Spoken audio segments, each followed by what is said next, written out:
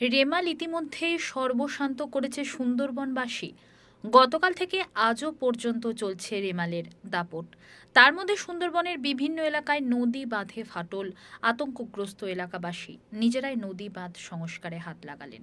ঘটনাটি দক্ষিণ চব্বিশ পরগনা জেলার পাথর প্রতিমা ব্লকের শ্রীধরনগর গ্রাম পঞ্চায়েতের ডিন্ডাপাড়া এলাকায়।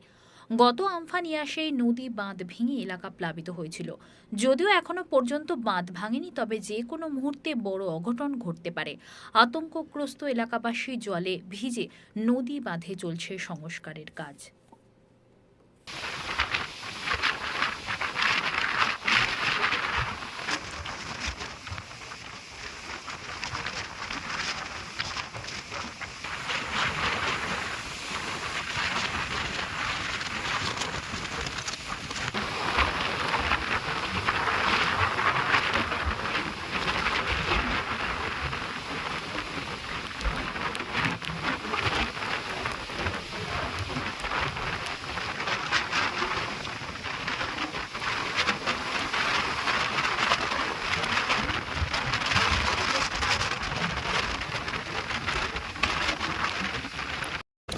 আচ্ছা, আমরা এই মুহূর্তে দিন্দাপাড়া রঞ্জিত ঘাটের কাছে যেখানে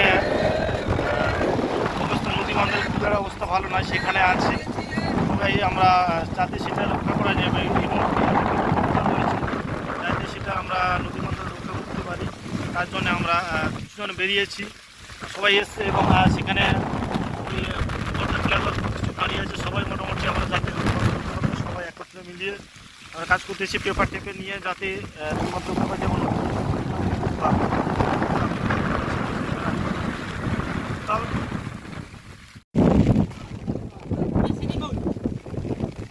দিলে